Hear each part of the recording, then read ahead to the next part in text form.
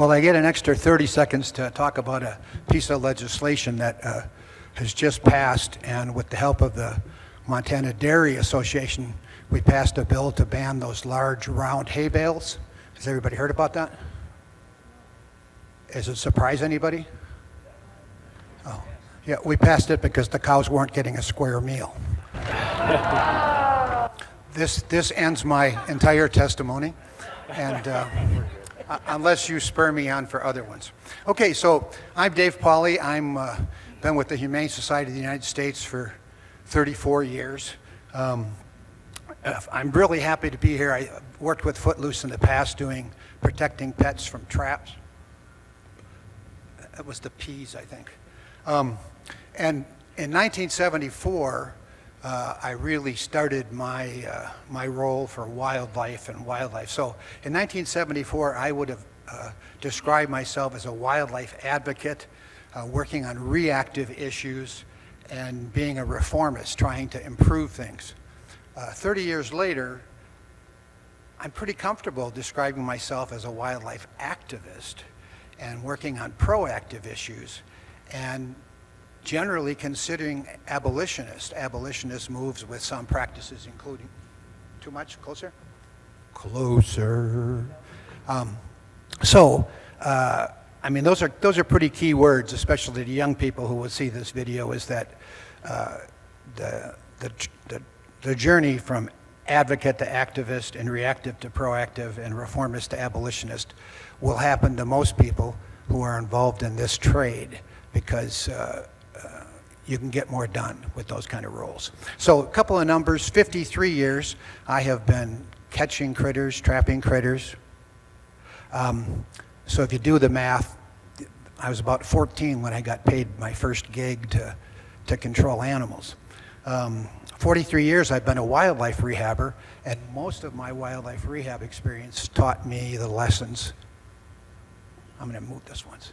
Taught me the lessons that I need to have to be more creative and more productive. Wildlife rehab actually changed because I have been the executive director, the president of a dozen boards, but just to give you the contrast, in 1979 I was the president of the Wisconsin Trappers Association, and in 1984 I was the president of the Montana Humane Federation of Humane Societies. So I really was living in both worlds. And my technical training is as an agricultural economist, and so you'll hear a little bit about the spin that made on all these things, that sometimes being more humane can be more profitable. So other than that, I've given probably 300 presentations around the globe and participated in about 300 large-scale rescues, be it Hurricane Katrina, the tsunami in Sri Lanka, the Haiti earthquake. I've been a disaster responder, really have done hands-on wildlife stuff all over the place. 2 weeks ago I was in Washington, Omak, Washington, and I caught 380 cats for a spay-neuter clinic. So I mean, it's just, and this year I'll be in Saudi Arabia, Vieques, Puerto Rico, a Native American island off Alaska, all doing field projects. So really enough about me. What I want to talk about is two things. As an economist, there's both a microeconomy and a macroeconomy. And the macroeconomy I'm going to talk about is grizzly bears and some impacts there. But on the microeconomy, things that can affect you, I do not want to miss this opportunity to say that you don't need to listen to us to be involved. You can get involved on your own. So I'm just going to lay a couple of things out there. I always advocate nobody to use glue traps for rodents, which also catch all their kind of animals. I really advocate no mouse poison boxes, rodent boxes outside, because they really just kill, well, they kill mice, but they also kill raptors and cats and anything that will eat a stumbling rodent. And really minimize, if not eliminate, herbicides and pesticides. So those are all things you can do without going any farther. I always throw in plant more trees too, because I think planting trees is a great way to help combat global warming. And then the last thing on the micro level is get involved. By being here, you guys are involved. I hope the people that watch the video get involved in the legislative, not just the legislative, but the administrative rule process. So with the Fish and Game Commission and with the legislature on all things wildlife and animals. My lesson learned there, I was a registered lobbyist for 2 sessions in Montana, and I testified at 15 different sessions. And I would try to get other people involved, and they always said, I'd call them and say, can you contact this person or this committee? And they'd say, well, I already testified. I already submitted comment. And the take-home message is, it's never once. At minimum, it's 5 times. 2 committees, 2 floor votes, and then if the government goes to the governor trying to sway. So get committed to bills that are important, and follow up and be ready to do 5 to 10 things for each bill. Okay, so grizzly bears. In 2016, I did my first Humane Pro webinar on grizzly bear delisting before the first round. And I learned a lot researching for that webinar, and I'm going to give you some of the talking points that have not changed since that time. But my mantra, I could sum my whole grizzly bear position up by saying 2 sentences. Grizzly bear delisting is premature, and grizzly bear trophy hunting is immature. And now I could say I'm done, but I'm going to give a couple. Thank you. Thank you. I'm going to give a couple talking points about grizz, and I'm going to start with some statistics because I think those are the most important here, because the outfitting industry, professional hunters, and our current administration, as is Wyoming's and Idaho's administrations, are really out to delist grizzly bears and start a sport hunting. And that would be point 1, is that no species on any level should go from threatened or endangered to open hunting. There should be a 10-year minimum buffer period to allow them to go through that transition. So to have any species go from fully protected one day till open season the next is just insane. But the primary reason they want this from the agricultural perspective is that they want to open a hunting season, and they want to protect livestock. But here's some statistics from Montana, Wyoming, and Idaho. This is data from the Fish and Wildlife Service for, I think, 2015. In Montana, Wyoming, and Idaho, there were 404,845 head of cattle in those 3 states. That year, grizzly bears were attributed to killing 123. Not all those attributions are accurate, because just because a bear standing over an animal doesn't mean he killed it. So 123 deaths, which is 0.3%. So more cattle die from miscarriages, from dogs, from disease, from lightning, than from grizzly bears. And the same thing with sheep. There were 80,910 sheep in the 3 states, 23 confirmed grizzly bear sheep deaths, and that's 0.02%. So bears are not impacting agriculture. Those are very, very low numbers. So when you hear that that's a reason, please sound off and say, well, let's talk about the science, because the science shows that they are not a threat to livestock. Okay, so some public opinion polls. Public attitude is critical. And I'm going to tell you, I have testified in probably 15 states, maybe 18 states on wildlife bills. And the legislatures that I testify really don't want to hear from a chubby little Montanan. They want to hear from constituents in their state. So your voice and your voice and your voice is probably worth 1,000 New Jersey people calling in and making comment. So just know that you have great power. An email from you is more important than an email from anybody outside the state. A phone call from you is massively more important. And a handshake to go to a fundraiser and talk to a politician person to person is invaluable. So you guys can really make a difference. But statistics in Montana, a 2020 survey found that 92% of Montanans believe that grizzly bears have a right to exist, 92%. 76% of Americans oppose trophy hunting, and 73 specifically oppose grizzly bear trophy hunting. And that showed, those statistics were 2022.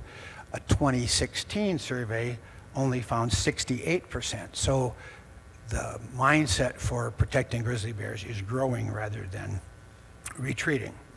Tribes argue that the U.S. Wildlife Service failed to consult with them, so in 2017, 200 tribes signed a historic treaty calling on federal protections for grizzly bears. A couple more and then we'll just tell stories.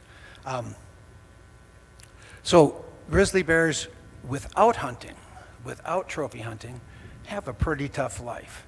They reproduce slowly. Most statistics say it takes a female grizz, maybe with the exception of 399, but most female grizz, it takes them a decade to just replace themselves, to have an offspring survive to breeding age. And self-replacement is the whole basis for wildlife conservation. So it takes a grizz a decade to replace herself in that population, and all the risks they have with loss of native foods, loss of pine needles, loss of moths, loss of cutthroat trout. It forces those bears to change their dietary perception, and they will eat more meat. And if a dead cow or a dead sheep is left in a carcass pile, they're going to find it and they're going to exploit that protein.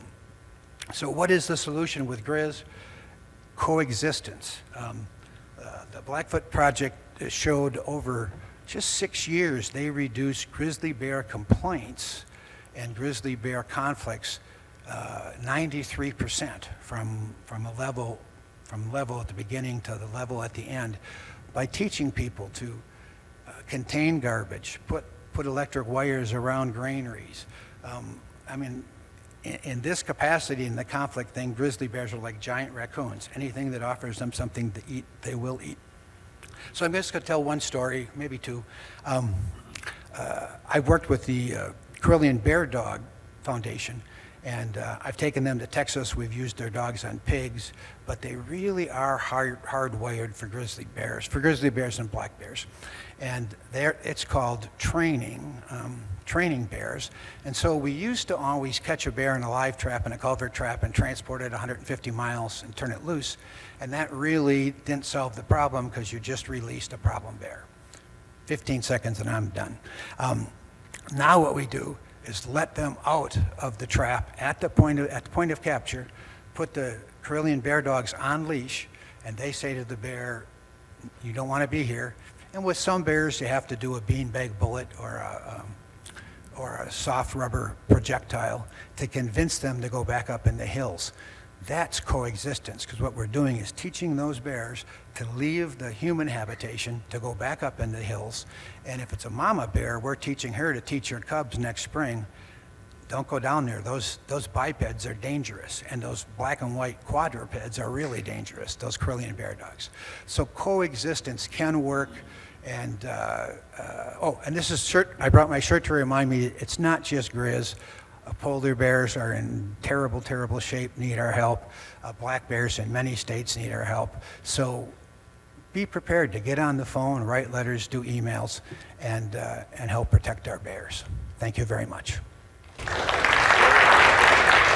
So as you heard, my name is Jeff Ewald. I'm the Executive Director of Zoo Montana. We're a little zoo here in Billings, Montana.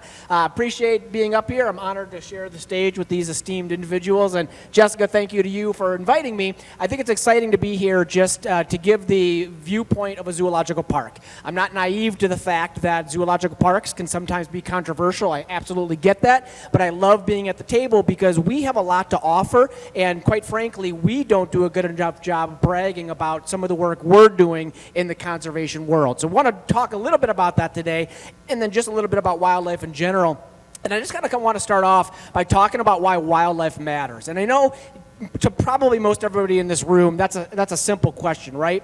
But it's a question that I get a lot in my career. Obviously, we talk to a lot of kids. We get that question from kids, but we get that question from adults too. And I'm sure both of you have heard that before. I know, kind of hearing your stories, you certainly do.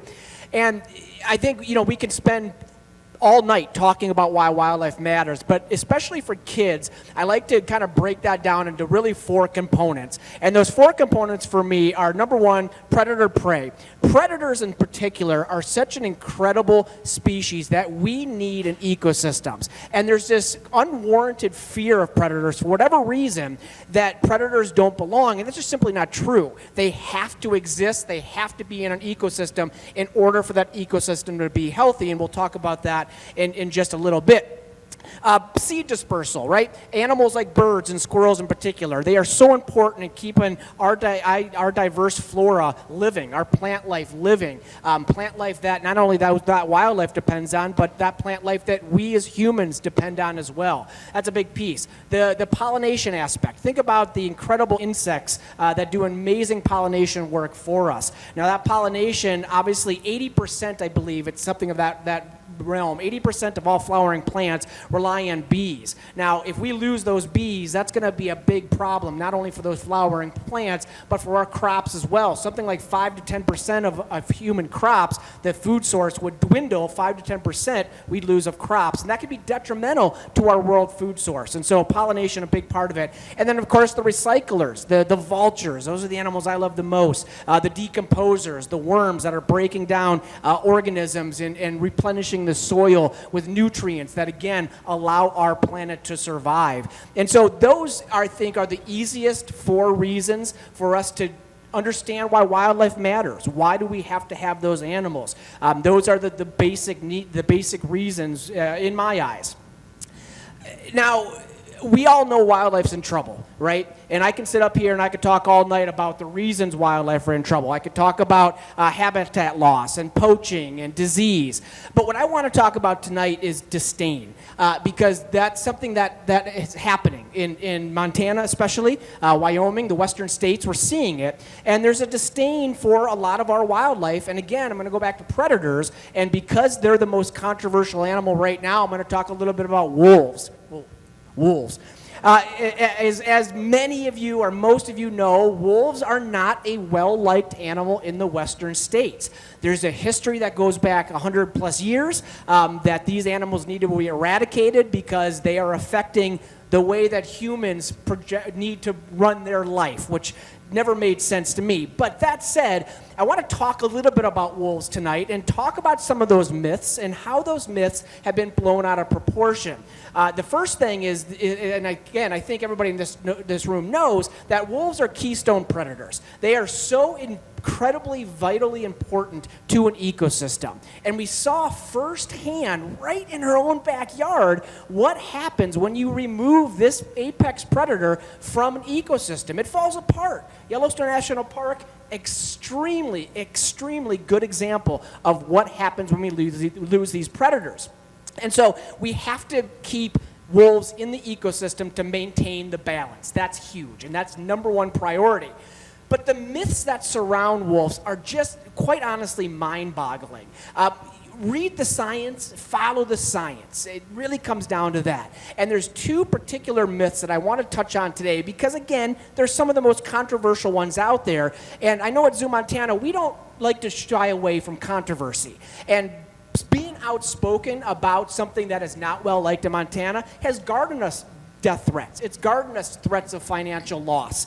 But that's okay because we need to champion the wild animals that exist out there. That's really important to us. So the first myth that you kind of touched on was the livestock piece.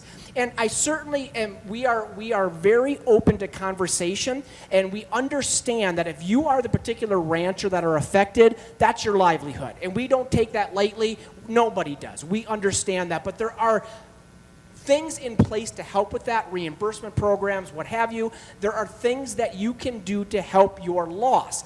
Now, again, with wolves, it's something like less than 0.1% of livestock kills are from wolves. It just doesn't happen that often. It's actually quite rare. And I think for me, what I often think about is we cannot expect a wild animal that's been here long before we have to not go after an animal that's been plopped right in front of its home.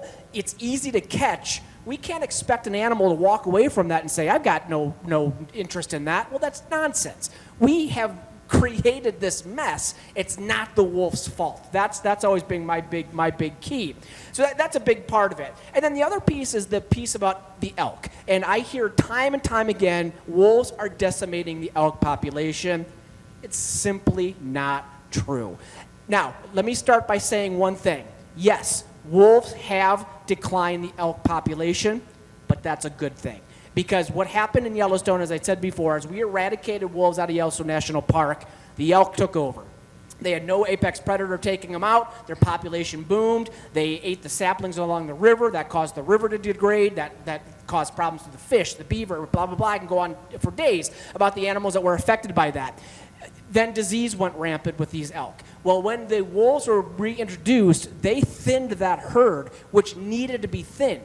And the thing about wolves is they are a risk-adverse predator, which means they're going to go after whatever animal is easiest for them to catch because it's less risk for them.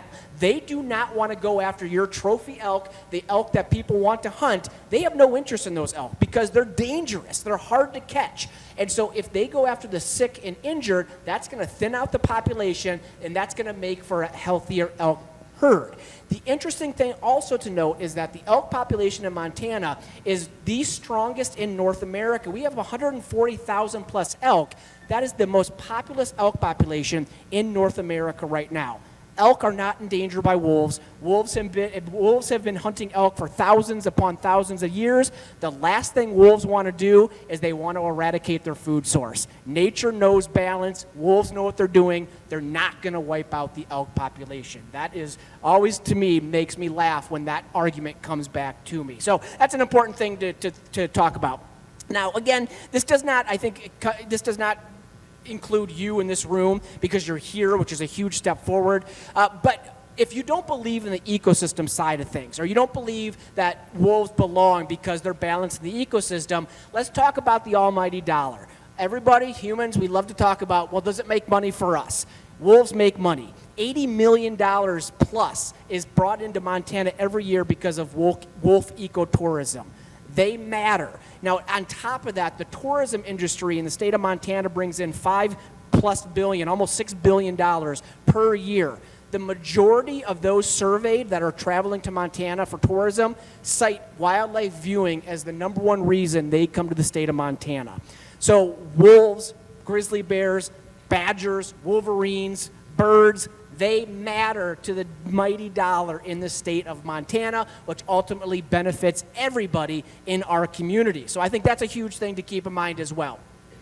And then last but not least, I think the real problem that's occurring is that wolves and predators, for that matter, are being politicized. And unfortunately, this last legislative year was not a good one for predators, and wolves in particular. And it is now easier to kill more wolves a year, and I believe the bag limit's 20 wolves right now per hunter, which just blows my mind. And on top of that, they made it easier and legal to use barbaric ways to hunt these animals. And we're talking about, neck snares, bait and hunt, spotlighting, all cowardly ways to hunt, if you ask me. And so we have to be louder, and we have to let our legislators know this is not okay. We need to fight for these animals. And so with all that said, what role do zoos have in this? What do zoos provide in this? And there's 3 quick things I want to mention. Number 1 is the rescue and the forever home aspect. I think that zoos don't do a good job of letting people know why our animals are there. Back in the 1900s, we went to Africa, we got a zebra, and we brought it back and put it on concrete. Terrible. Those are terrible practices. We are not proud of those days at any zoological park nowadays. We have changed. And now we really are about rescue. We are forever homes for animals that need a place to go. In fact, at Zoo Montana, we bring our animals in for 3 reasons. Number 1, ex-pets. You know better than anybody. You would be shocked to know what people think it's okay to have in your backyard in the state of Montana. I mean, we're talking crazy things like grizzly bears and mountain lions and just ridiculous things. So those animals need a place to go. Would I love to release them in the wild? Absolutely. I would be the first person to send our grizzly bear cubs back to the wild. That's just not feasible. Unfortunately, they're too used to people. They've learned from mom how to break into cabins. They can't go back out. We also bring in trouble animals, so animals that get themselves into trouble out in the wild. One of our other grizzly bears is a real-life Yogi the bear. He got himself into too many picnic baskets, too many campsites, and unfortunately, he was seen as a danger. And so after 3 strikes, he was given 3 chances, he kept coming back to humans. And so that animal can no longer live out in the wild. And the other piece of that are breeding programs. Breeding programs to keep genetic diversity alive of some of the world's most endangered species. And at Zoo Montana, the program we're most proud of is our Wolverine program. And we've actually had 3 Wolverine kits born at Zoo Montana in the last 2 years. And this year, we were the only zoological park in North America that was successful with Wolverine breeding. Now, what is that good for? Thank you. That's really exciting for the genetic diversity. So if and when we can release wild populations, we can do so with a genetically diverse group of animals. It's a really important piece. Next would be the conservation piece. And I think what's so amazing, and again, we don't brag about this, but there are 250 zoos in the United States that are accredited by the Association of Zoos and Aquariums. We are fortunately one of them. That's something we're very proud of. AZA, of those 250 zoos, those 250 zoos collectively donate over $250 million per year to true on-the-ground conservation efforts around the world. We're getting into villages, we're getting into ecotourism, we're getting the money where it needs to go, and that's really important. We've committed $1 billion every 5 years, and 2 to 3% of every zoological park in AZA, we've committed 2 to 3% of our annual budget will be going to conservation efforts around the world, whatever fits our needs, of course, and of course wildlife needs in the local area. That's important for us at Zoo Montana. And then third is the education piece. Whether you love zoos or not, we have a huge audience. We've got a giant platform. 183 million people visited zoological parks, just those 250 zoological parks last year alone. That's more than all sporting events combined. So that said, we've got a huge platform. So that's why I love, and I know our staff loves, coming to events like this, because we can learn so much from the other experts on this stage, and we can learn what do we need to be educating our audience on? What do we need to be telling our kids in those classrooms? How can we make a difference as a zoological park? So that's big. Last but not least, let me talk about policy versus values. Footloose Montana had some great research done recently by Lake Research and found that 99% of Montanans feel that our wildlife makes Montana special. A majority, as you said, Dave, do disapprove of trophy hunting, and a good portion disapprove of trapping as well. So my question for the legislators is, it seems like that our current policies are not reflecting the views of Montanans, and that's a problem. We have to figure out, how do we make a difference, how can we be louder, and how can we make sure we get in the ears and the eyes of those legislators, because obviously there's a disconnect there that we need to fix. So how can you help? Dave, you did a great job of mentioning that. I think there's a couple things to keep in mind. That yes, voicing your concern, calling your Congress people, calling your legislators, letting them know you do not like the road that we're traveling. I think we need more people that care about the ethics of our animal practices as well. And again, you can be the voice to make that happen. Volunteering at an organization that means a lot to you. Find a grassroots organization, whether it's Footloose Montana, it's the Humane Society, Zoo Montana, whatever it may be. Find your passion, get out there and do it. And as you're finding that passion and you're following that passion, you can make a real difference, which I think is really great. And last but not least, bringing diverse voices together, like this table right here. One of the things that I've always been very proud of and very honored of, and it's because of you, is our relationship at Zoo Montana with Dave and the Humane Society. I'm sad to say, and I think you are too, that that's not always the case. It's getting better, don't get me wrong, but the Humane Society and zoological parks have sometimes butted heads, and we've never really understood that because we are here for the common goal. We may not agree on everything, but the common goal is to better our wildlife and better that wildlife that's out there. And so having these diverse conversations like this are huge and extremely important, and I love being able to put aside differences for a minute and unite for what really matters, and that's wildlife. Thank you. and thank you to Footloose Montana. What these guys said, ditto. That's all I have. These guys did such a good job covering everything. Now I'm wondering why I decided to go last. Thank you very much, you guys, for everything. I appreciate this opportunity to read a little statement here. My name is Brad Orsted. I'm a Montana-based wildlife photographer, conservation filmmaker, author, poet, and speaker. I am also a wilderness therapy and all things wild advocate. It was fleeing tragedy in Michigan in 2010, the death of our 15-month-old daughter, Marley, that by a twist of fate found me living full-time in Yellowstone starting in the winter of 2011 to 2012. After guiding and teaching photography in Yellowstone in 2014, I began photographing and filming natural history documentaries with my dear friend and Montana native Casey Anderson. We tracked and filmed wildlife 330 days a year for many years, mostly large carnivores, all over the greater Yellowstone ecosystem, specializing in grizzly bears, wolves, and mountain lions. Our footage appeared on the BBC, PBS, Nature, Nat Geo Wild, Smithsonian Channel, Travel Channel, among others. In the fall of 2019, while living in Jardine, Montana, which looks out onto the north entrance of Yellowstone, a grizzly bear had raided a neighbor's chicken coop. When I found out, I went over and offered to go to the grizzly sanctuary and borrow a solar-powered hot wire system to protect their chickens during this crucial time of hyperphagia for the bears. They politely declined. When I saw an FWP culvert trap placed by the chicken coop a few days later, I knew the bear had been back. Once again, I walked over to offer my help with a super easy hot wire system for the chicken coop. I was greeted by 3 gentlemen who had spent their lives in the mountains around Gardner, hunting, outfitting, and some raising hoof stock there. When I pleaded for the bear and the chickens, I was confronted by the homeowner and told this: Brad, you think those bears, wolves, and lions you spend all your time with filming and following, trying to protect, have souls like we do? Yes, I replied, I do. That's your problem, I was told. We can tell you firsthand those predators especially have no soul and no emotions. They're here to kill, eat, and mate. That's it. They have no souls or feelings. Quietly, I thought to myself, no, that's you.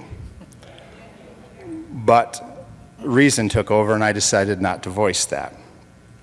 One thing he did say that was true, however, was that I had spent thousands of days in the company of large predators, and I felt a responsibility to protect them and the wild they call home. You see, it was a grizzly bear that changed my mind about wanting to die in 2012. It was being in grizzly country that finally gave me the sanctuary, humility, and focus to heal myself in nature, when all of the prescriptions, booze, therapy, self-help books, and advice did little more than keep me locked in a trauma cycle. I felt like I owed the animals in the wilderness a debt of gratitude and made a pledge to do what I could to protect what had protected and healed me.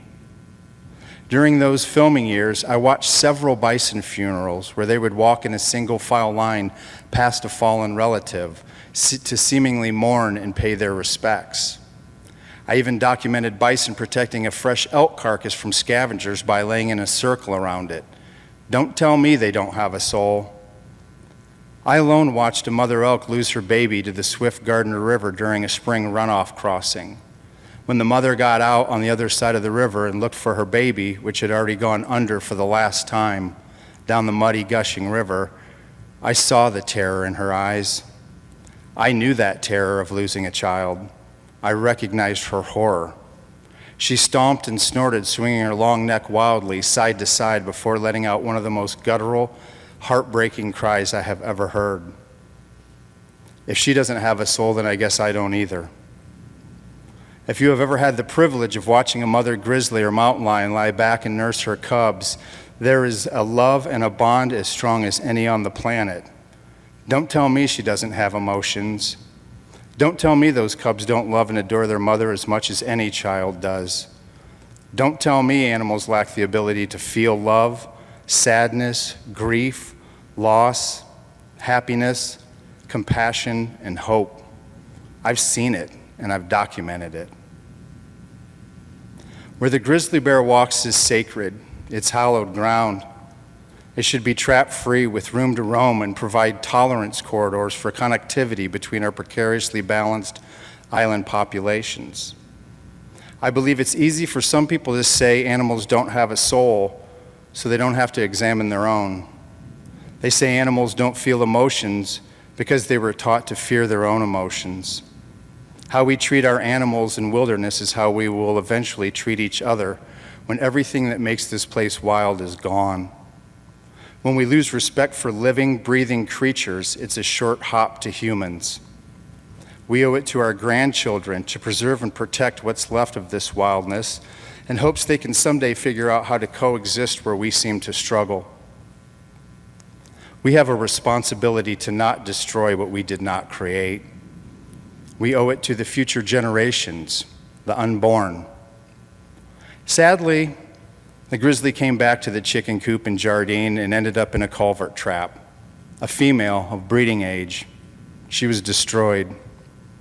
A female possibly pregnant with cubs trying to eat her way back up to her den site before a long Montana winter. We need to change the narrative of the West from one of recreation and taking to one of adoration and giving back. Our path is not sustainable.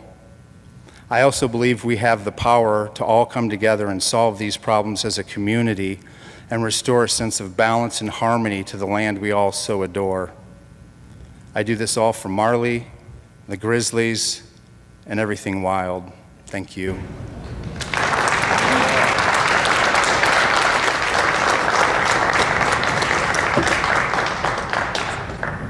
Many of you know about that case in Wyoming of the gentleman that ran down a wolf with his snowmobile, and it was alive.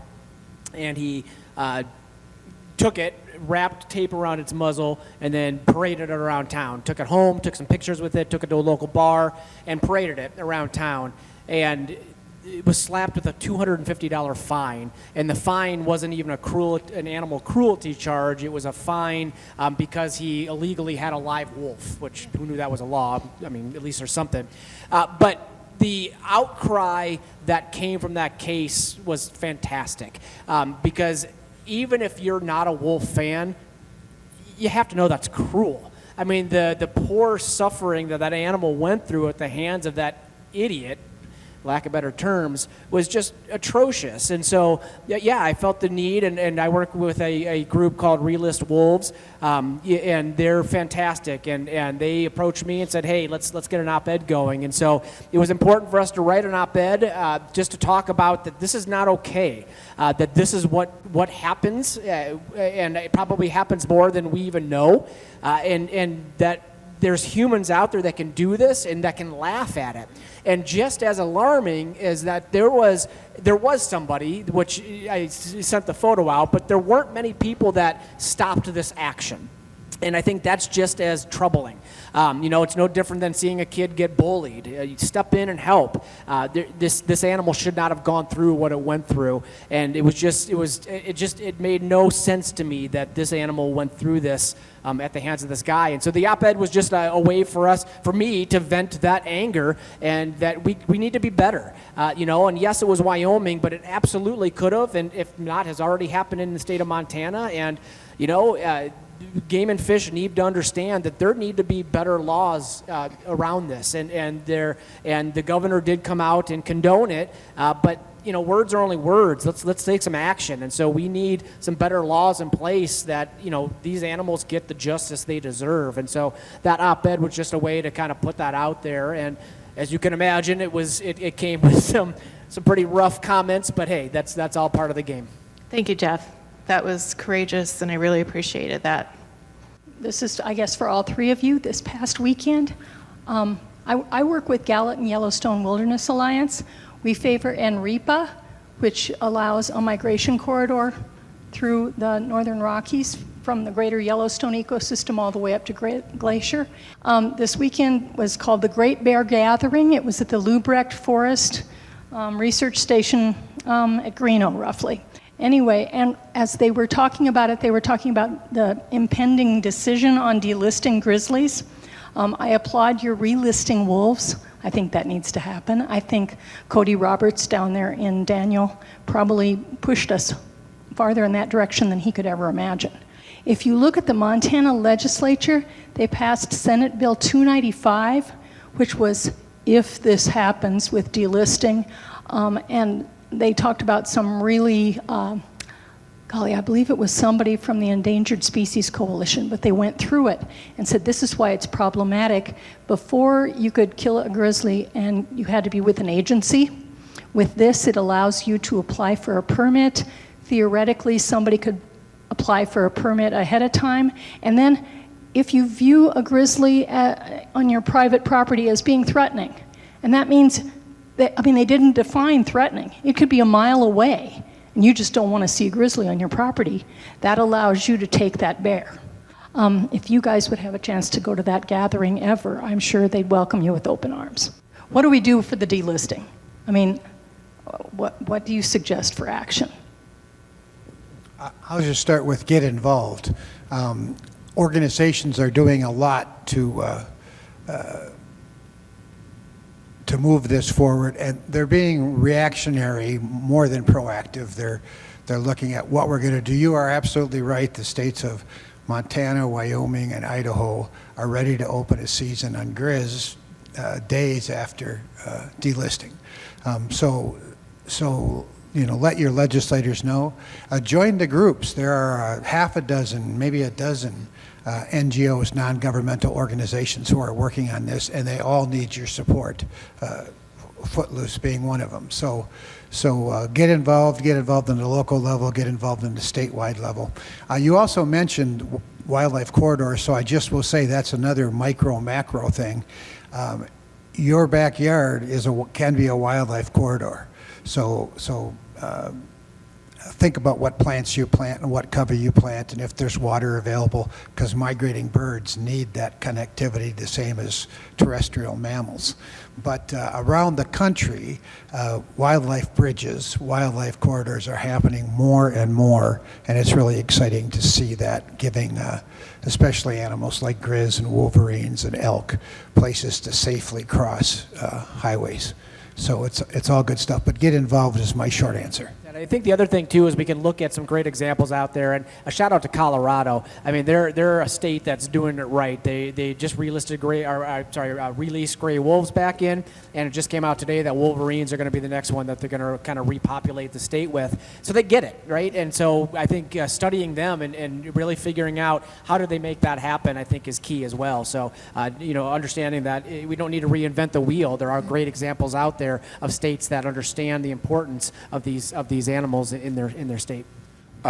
Just to echo what these guys said too, and I do apply most of my efforts to save the Yellowstone grizzly. So I work with, I do films with Doug Peacock. Doug is kind of he's like my Obi Grizz Kenobi. So I follow Doug, what he says, and he's got a lot of cool friends like Jeff Bridges and people that want to help, but yeah. If you haven't seen Return of the Grizzly, the film Return of the Grizzly, I strongly encourage you to see the film. It's fabulous.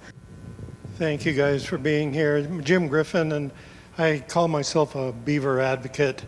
In this, it just seems like the droughts keep coming and coming and coming, and when I walk in the forest, they're just dry. And we just there used to be 40 million beavers in this country, and we just need to repopulate those forests with beavers. It takes a long time for them to come back, and they can raise that water table and water the forest, and it's amazing how many animals show up when a beaver dam shows up. So I think hearing comments from people, I know this isn't realistic, but we need to stop all trapping on federal lands. And, state land too. That just needs to happen for all species, so appreciate it. Thanks. And yeah, I agree with what you said about the trapping on public lands. I'll never forget when I first moved to Montana, my son was about 2 years old, and we were playing at a fishing access, and he went down to the creek, and he almost got his hand stuck in a trap, and I was blown away that was there, thinking it was illegal, because I did not know Montana very well at the time, full disclosure, and I called FWP, and they said, no, that's a legal trap, and I said, the kids are playing there, let alone dogs and every other animal that's out there, and I was just blown away by that. And so from that moment on, I was like, yeah, we gotta stop this. But I agree with you. Beavers need to be repopulated. They are just an incredible animal, super underappreciated animal for sure. Yeah, was it Jim? Was that Jim? Yeah, Jim, thank you. Beavers, I'm giving a workshop in October at the Beaver Con in Denver, and it's on that exact issue of beavers are the classic coexistent species because there's really no reason to kill them at all. That they will self-populate. I'm working with a rancher in Roberts who are building a beaver demonstration site to show the effects of water levelers and beaver deceivers. Those are the two main devices that can allow you to coexist with beavers. But I will just tell you, beavers is also a classic example because there's really no species that proves or demonstrates that you can kill your way to success. Lethal control is not the solution to wildlife conflict. I can just say European starlings, coyotes, almost any species that the U.S. government has spent billions, with a capital B, billions of dollars to control lethally. There's more of those species today than there were when they started. I'm also on the USDA Wild Pig Task Force, and it's the same thing with wild pigs. People are looking to think they can kill their way to success. And it's really about all those other things: resource protection, removing the attractants, exclusion, birth control. People sometimes laugh when you talk about birth control. But I will give a shout out to the Science and Conservation Center at Zoo Montana, which produces PZP, porcine zona pellucida, which is the #1 wildlife contraception in the country.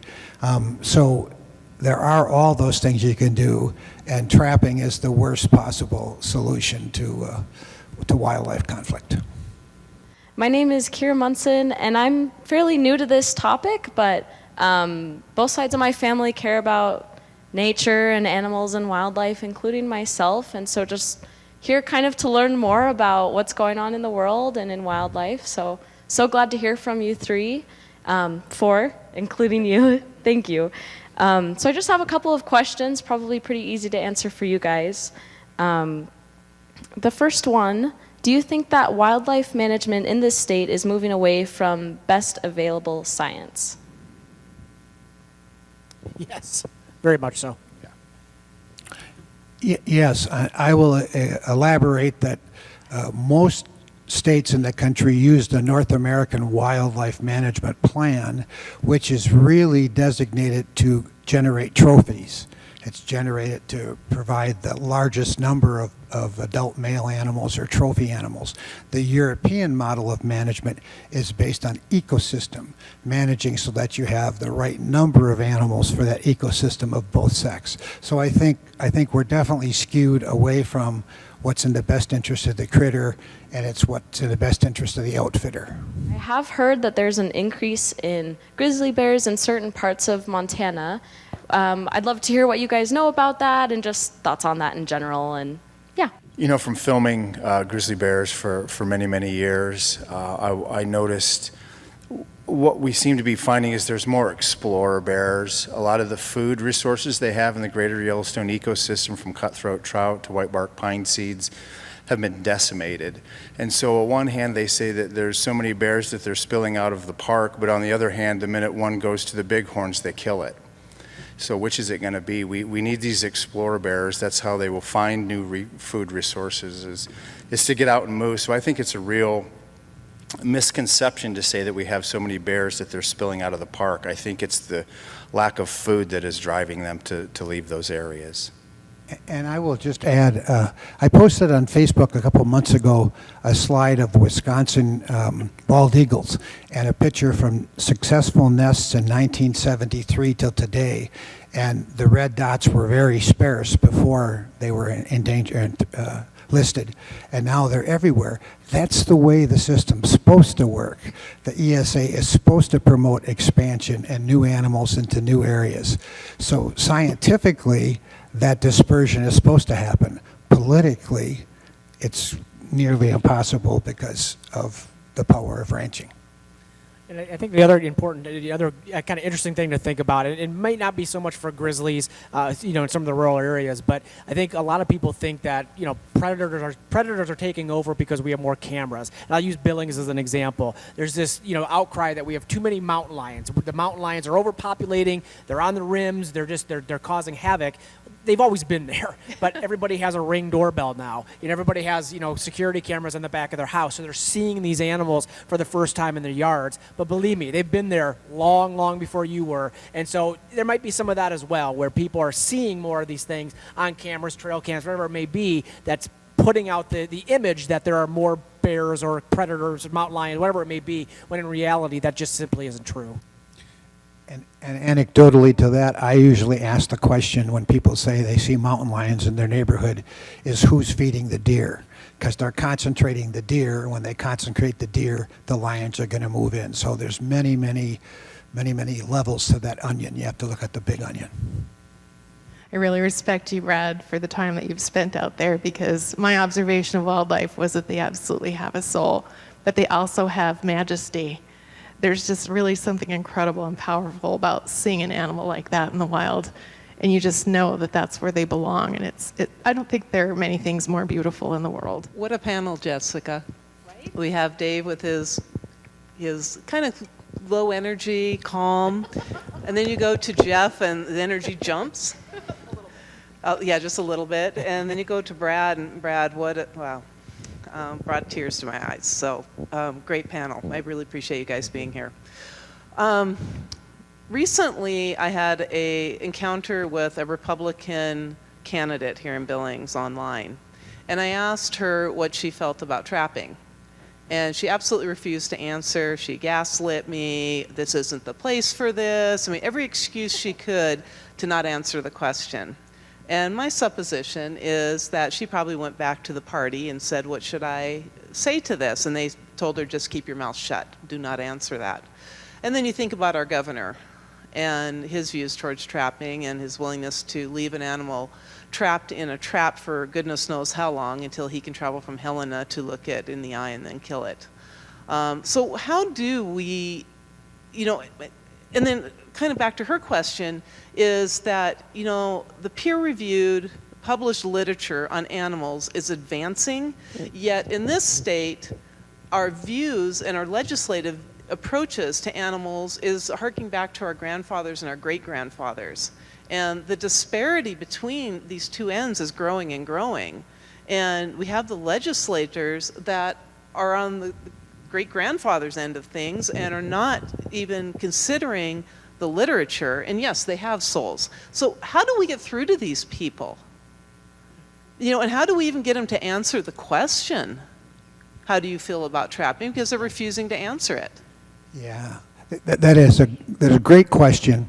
The short answer is we can change rules, we can change admin rules, we can change some laws in a heartbeat, but it takes decades to change culture. And trapping is that cultural issue. The public opinion polls are shifting, and we're getting the side of the public who doesn't recognize it. But I served on the 1999 Trappers Advisory Committee, and then again 20 years later on the 2019 Trappers Advisory Committee. On one, it was me against 11 trappers. On the second one, it was about 7 and 6 non-trappers and 7 trappers. And we dealt with all the issues, the same issues 20 years later. They moved a little bit. But to answer your question, it's going to take time. It's going to take the public saying, not in my backyard, we want trap-free zones. Every community in Billings should have several designated state properties where you can go hike and recreate with your dog, where there simply is not going to be any traps, because those devices are deadly and maiming, and we just need to have trap-free zones as a reformist stage before the devices. So I always hear from trappers, we are the most regulated sporting activity in the state, and that is quite simply just male bovine excrement. Because they are not. In Montana, I can fish, and I can only have 2 fishing lines, and I can never leave them unattended. Trappers can put out 4,000 snares, check them once every 14 days. The second that snare or trap closes on an animal, the ownership of that wild animal converts to that individual. It goes from your ownership to that trapper's ownership. So again, it's just things are skewed because of culture, because of agriculture, but it will change if everybody speaks up. I think kind of what your point is, being the squeaky wheel. And then, I think that's where we can play a part too, is getting in those classrooms and making sure that those kids know from a young age the importance that these animals play. So like you said, it's a decades long, journey, but I'm like you said, I mean, I'm excited to see that some of those polls are switching a little bit. Maybe we're making some headway, but it really comes down to those people in office. And I believe in term limits for a reason, because some of those individuals have been in there way too long, and it's time to say goodbye. So I think and again, getting out there and becoming a candidate, and that's not an easy thing to do. I get that, but I think getting the right people in office certainly is going to be the key. But it's going to be a long process for sure. One thing I would just say is that time is of the essence. We have an election this year and a legislature that's going to meet in 2025. And also try to get opponents to these people that are in office right now to take a stand on wildlife. They will benefit because there's very strong evidence of how much the public does support wildlife. They just don't know it's a political issue. They're not using it as a way to determine which candidates they're going to support. And it makes a huge difference because even though there are tiny numbers of trappers in this state, the governor is a trapper. Almost all of the members of the Fish and Game Commission are trappers. The members that are in charge of fish and wildlife and at the House and in the Senate are trappers. And so there's a very unfriendly approach to wildlife conservation by the very people who are supposed to be doing this. And so that is because of the people we elect. And so I just urge everyone to really push the candidates now and start to raise issues about wildlife to be campaign issues and voting issues. Like we said, be bold. That's a good statement.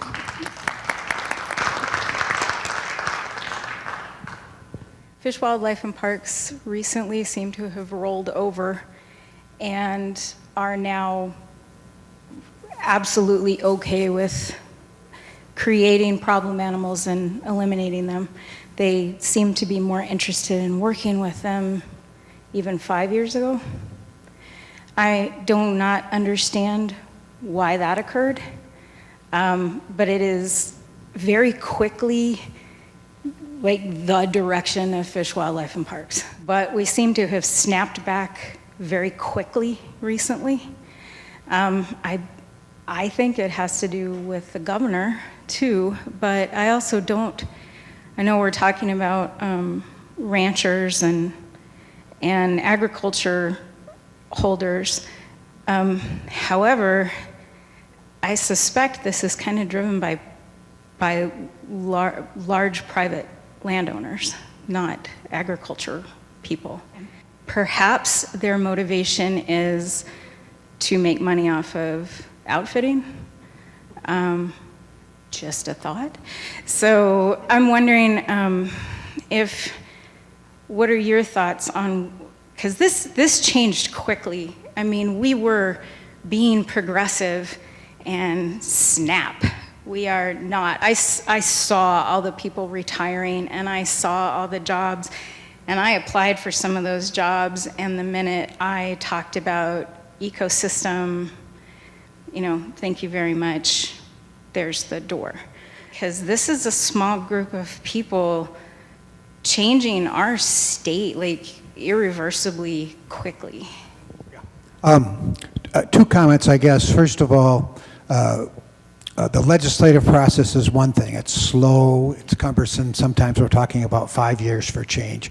The administrative rule process is administered by a 7-member panel of commissioners, which one representing each of the 7 state commissions.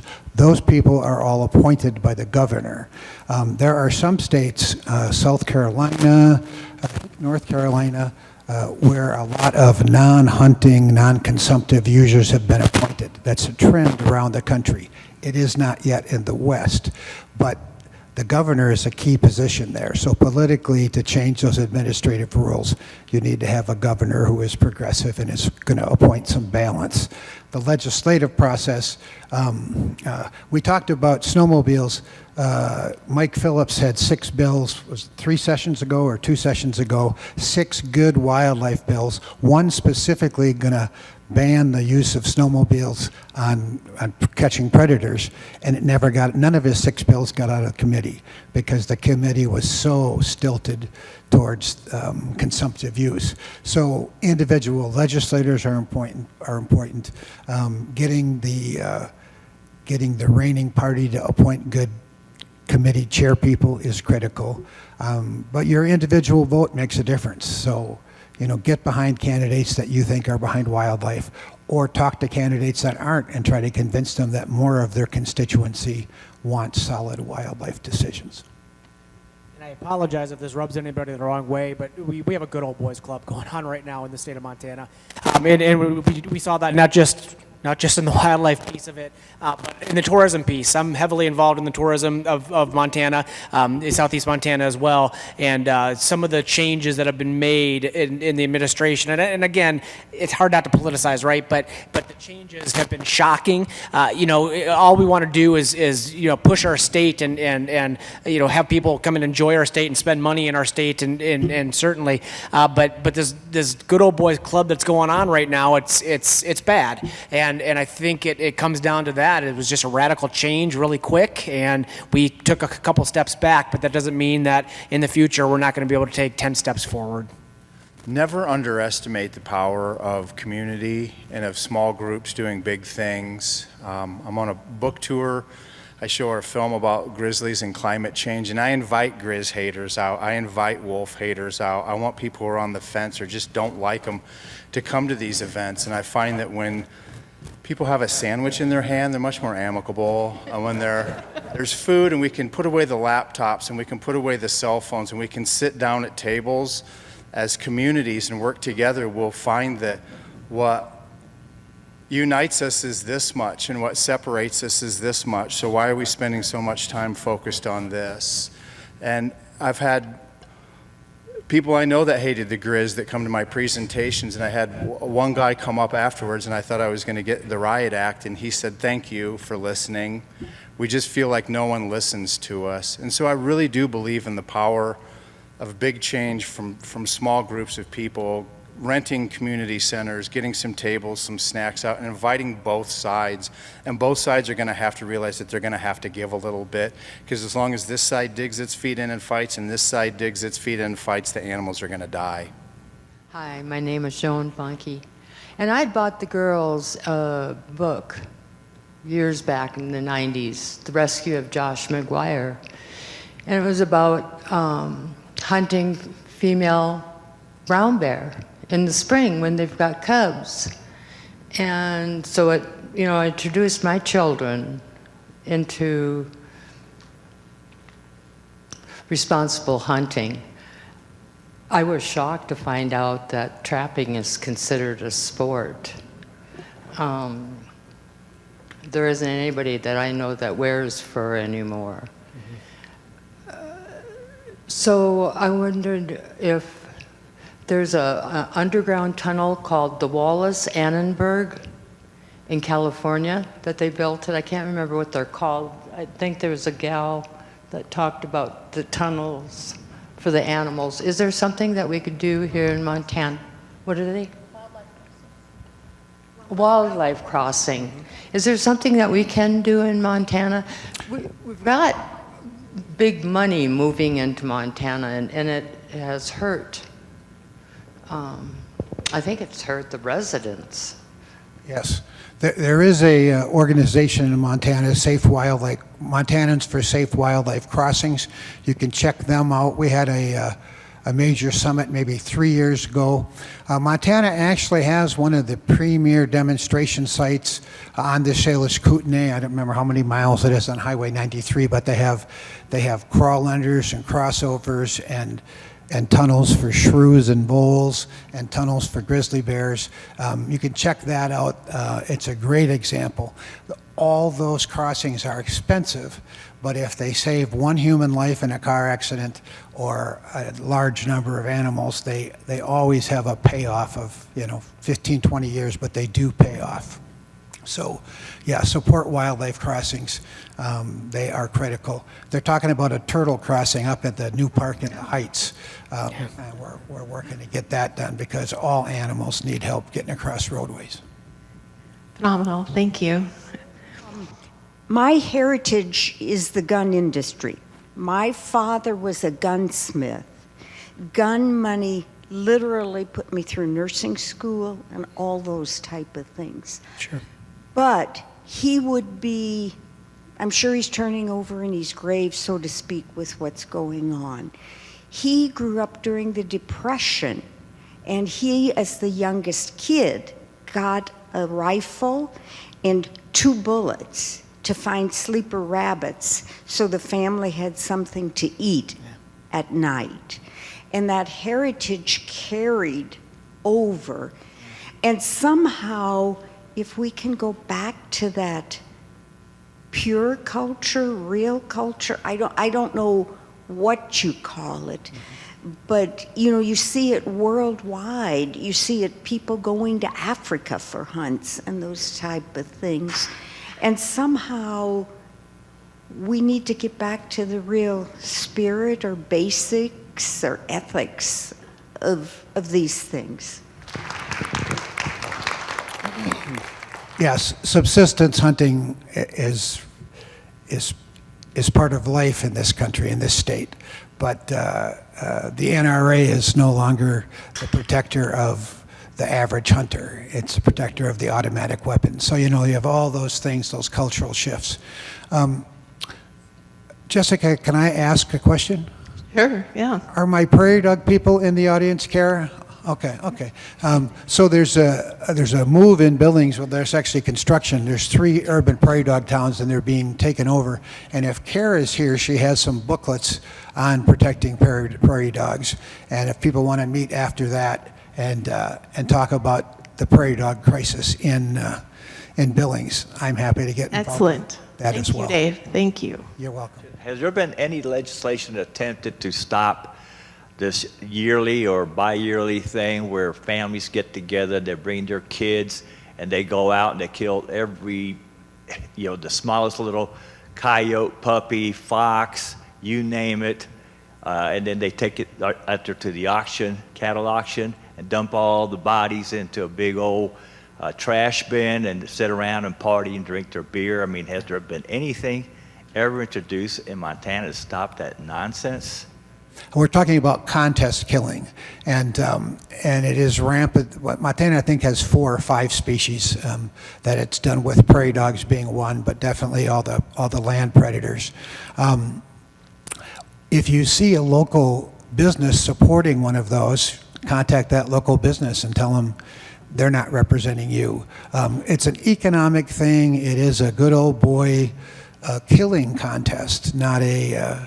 And the worst part about the whole thing is it actually is counterproductive to controlling their species they're talking about controlling. So to go out and randomly kill those animals does nothing to stop wildlife-human conflict. So yeah, we need to speak up. We need to make them less popular. There are 10 states that have banned them. The most recent one, I think, was just Connecticut or someplace close to Connecticut. So eventually that will be the law of the land. But it, again, takes time to get.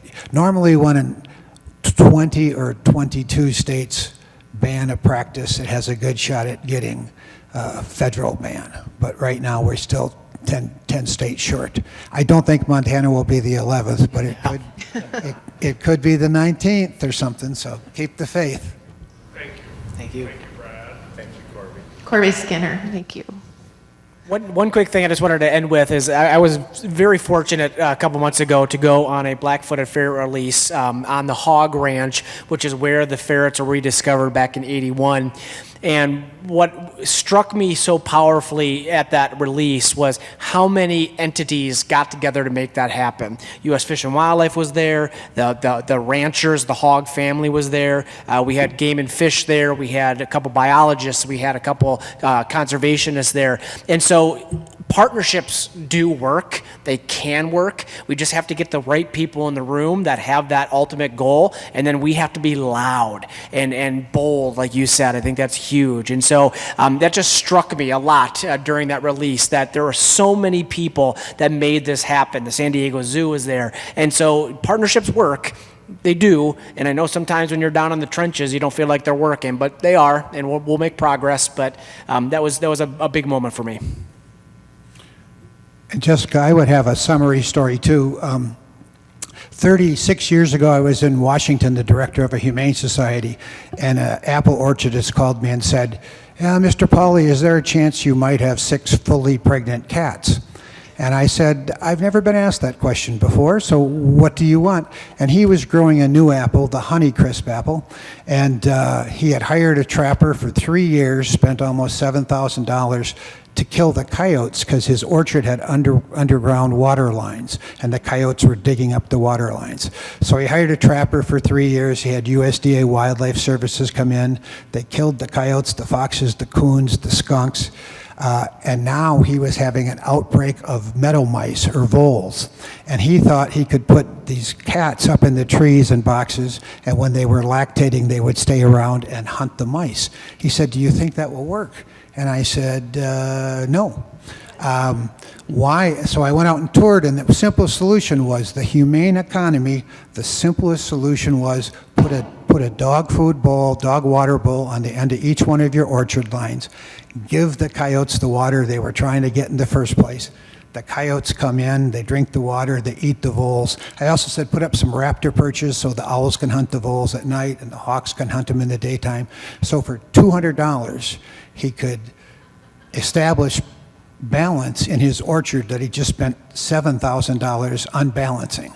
That's the humane economy. Sometimes doing the right thing can be the most profitable thing. So you just have to have people stop and think about what they're doing and then choose wisely. You know, my last thing, it reminded me as these guys were speaking, when I was talking with Casey Anderson one time I used to do these films with, he had recently returned from Kaktovik in Alaska. And he said he was up there meeting with some of the tribal elders, and they were talking, they had just recently harvested a whale, and they had the whole celebration up there, and Casey said to the tribal elder, he said, do you guys still trap? And he said, no, that's archaic and barbaric. I can go to the grocery store now if I need to. Love it. I'm Diana K. Bachman, and I'm very glad to see everybody here. It's really quite emotional. I get emotional about so much of this stuff. I have no understanding at all of why anybody wants to do so many things in this world that they do that I consider cruel, out of fear or anger or a good old boy. I have no concept of that, but I do know it exists. I know PBS Nature Wednesday had an amazing special on Ukraine and the saving of the animals. And they had, it was just amazing what they did. A lot of dogs and cats. They did bring up all of the bombing and everything that's done and what is done to the oceans and the waterways and the wild animals. But these people were mainly involved in all of the dogs and the cats and the pets. People would ask, why are you worrying about the animals? Why are you saving the animals? Well, the people and why are you saving the animals? And she said, to remain human. And that was just perfect. It's to remain human. What we do to other creatures, what we do to the earth and the trees, everything, we ultimately do to one another. So, but my question is, what about the climate? I think I saw that that was going to be one of the discussions here. The changing climate, the fires, and I think that when you get face to face with a big fire roaring, there are people who can't stand one another that will help one another. And so I'm just looking for ways, like it's been brought out here tonight, of trying to get people so that we can, and like you brought out about the sandwiches and the community, getting in a community, if we can all get together somehow or other and find common ground. And I'm wondering if that's, writing our legislatures with the common ground. So, but the question back is to, what about climate change? Yeah, you're looking at me.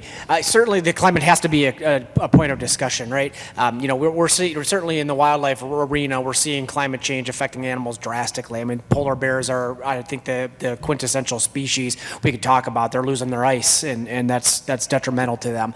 We're starting to see animals come into Montana that we're not usually used to seeing. I always tell people, I think you're going to see black vultures in Montana one day. They're more of a southern vulture, but I think you're going to see them in our neck of the woods sometime in our lifetime. So yeah, climate change absolutely has to be part of the conversation, especially in terms of wildlife. I mean, just one look at what's happening in the weather in the world right now. It's insane. I mean, how can you deny that there's something happening in our climate? So absolutely has to be part of the conversation on the wildlife component, and I think it is in certain circles. I don't think it's loud enough, but I think it's getting there. And Diana Kay, the Yellowstone River Montana has 3 species of native water turtles: the American snapping turtle, the western painted turtle, and the spiny soft-shelled turtle. 2 of those turtles' sex of the hatchling is determined by the ambient temperature of the eggs. Hot chicks, cool dudes. So above 80 degrees, most of those eggs are going to hatch to a female. Below 80 degrees, they'll be males. The 3rd turtle, the spiny soft-shelled turtle's sex is determined, like us, by DNA. So whoever was doing that magic up there was pretty wise to make it that way. But right now, turtles across the globe, turtle researchers have to dig up turtle nests and rebury them so that they're deeper, so that they'll get a mix of sexes. So climate change impacts right here in Montana our turtle populations. And you might think it would be good to have 90% female turtles, but it's really not. You need to have a lower population to have reproductive continuity. So it affects us, and we have to be aware of it. Yeah, absolutely. I concur 100%. And if you've hiked up into the whitebark pines of the greater Yellowstone ecosystem, you'll see the decimation. It's eerie. It's a ghost forest up there. There's no bears, there's no birds, there's no squirrels. It's a scary place. And I fully believe that what happens to the grizzly bear will eventually happen to us all. Somber note to end on, but I think we're going to wrap it up there, folks. A big round of applause for our panelists.